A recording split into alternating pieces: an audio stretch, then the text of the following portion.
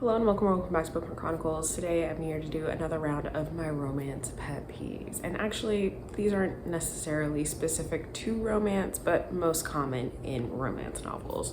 First and foremost, starting off strong, racism. Because why are we doing this? How did we get here? Why? I don't want to read about racism in my romance. That's the main reason that I DNF'd The Wedding Date by Jasmine Guillory, and it was from someone who wasn't the love interest, but then I found out later that the love interest did also say some racist shit later on. It was an interracial romance, black woman, white man, and why? Also, I have an issue with people like just letting racism slide. That's also one of the reasons that I really hated Such a Fun Age. I hated that book for a lot of reasons, but one of the main things was like white people getting away with shit that they should have been called out for. And I just don't understand why that was a thing. When talking about race, that is more than just black and white, but I primarily read romance by black authors.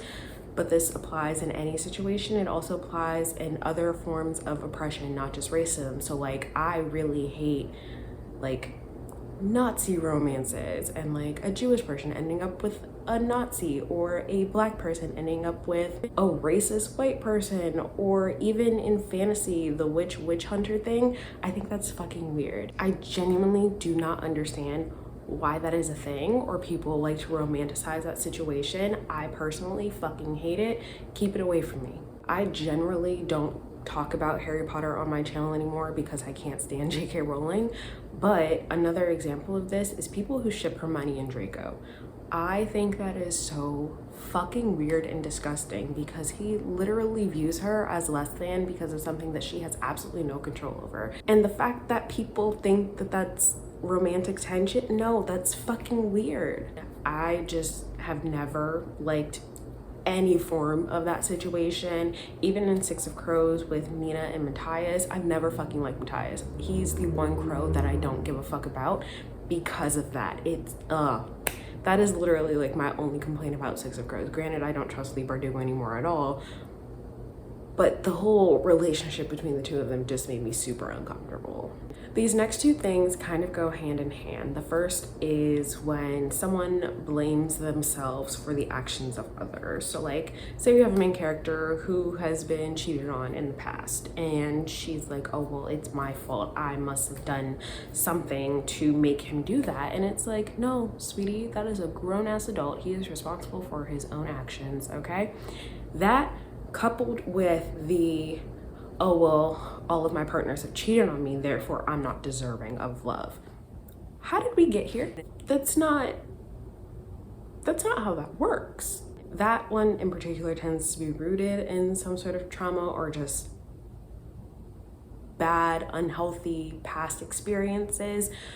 But it's so frustrating because it's like the main character will sit there and just shit on themselves over and over and over and be like, I don't deserve this. And it'll be when somebody is showing them the other side, showing them what it's like to be in a relationship with someone who cares about them and who loves them and genuinely wants the best for them, and they're like, I don't deserve this, or why are they doing this? They can't possibly really care this much. They can't possibly love me. They can't possibly actually want to do all of these nice things for me. There has to be a catch. And it's like, no, sweetie, just accept it. Let it happen. Why are you fighting it? It's so annoying. And when you have the two of those together, it stresses me out. I'm just like, oh my God, please stop.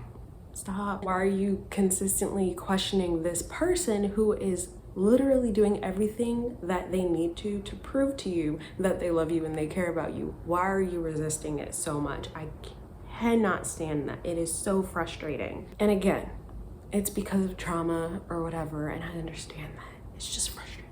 I hate it. Especially when somebody is saying, they're like, this is how I feel about you. I want to make you happy. And they're like, no, you don't. Ma'am, if you don't shut up and just accept whatever gifts you are getting or the love that you're receiving and just stop it, please stop it.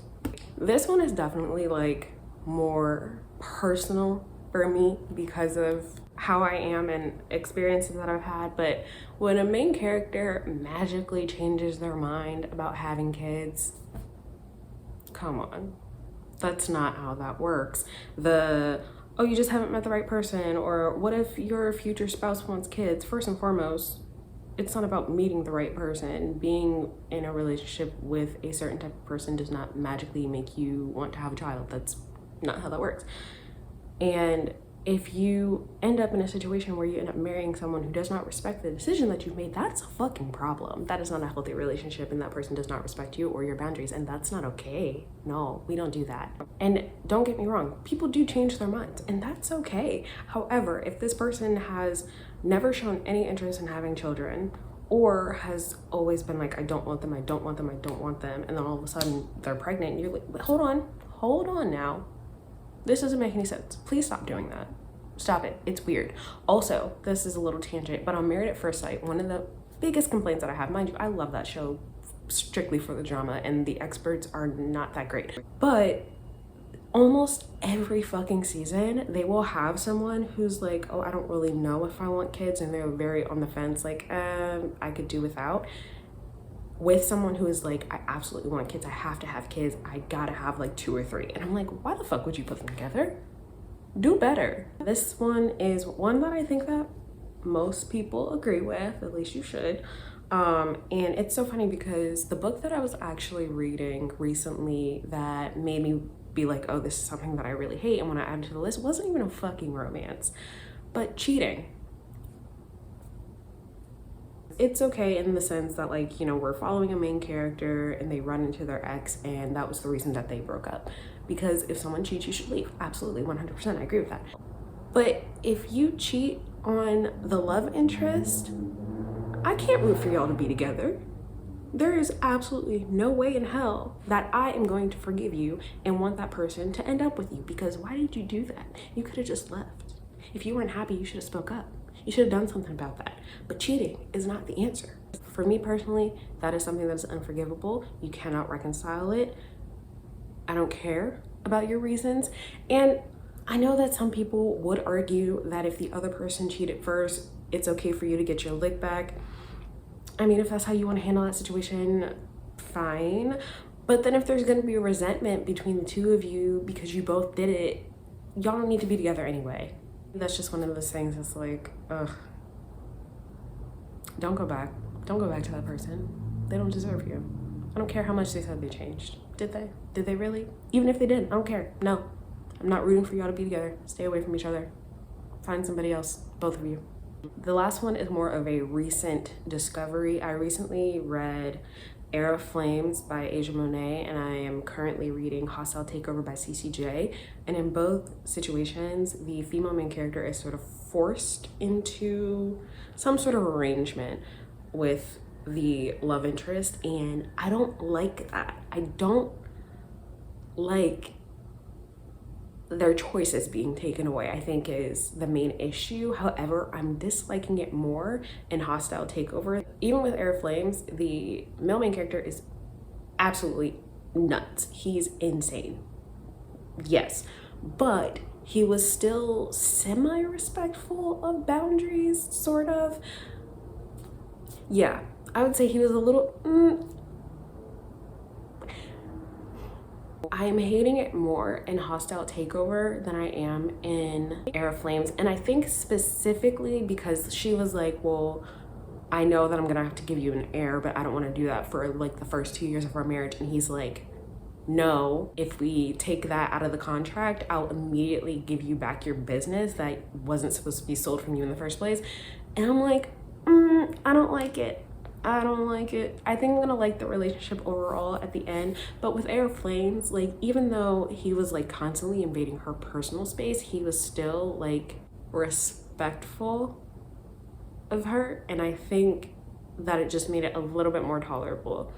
I'm having a really hard time liking the male main character in Hostile Takeover right now, but I'm not even halfway through, so hopefully that'll change. But those are some more of my romance pet peeves. This is round 2, and again, I'm sure there will be more the more that I keep reading. So let me know how you feel about any of the things that I mentioned, what some of your romance pet peeves are. Otherwise, that's all I have for you today, and I'll see you in the next video.